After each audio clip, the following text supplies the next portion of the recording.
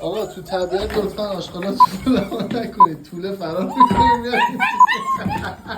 با توجه به حدس از صدایی که داره خونه میاد نظر اینه که اون تخم سگی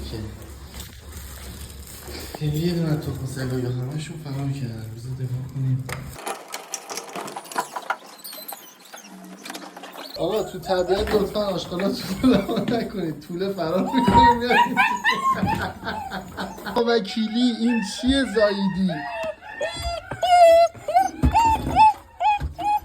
پدرمون در اومد. سالمی؟ ببینمه. یه دبه ماس خورده، کلش دیگه به تنش نمیخوره. یه دبه ماس خوردی، یه دبه ماس خورد. بذار یکلش نشون بدم. بذار زمین داره. نگاه کن چه شکلی شدی. پدر سوخته بیا. بیا اینجا. شکل دبه ماس شدی دقیقا.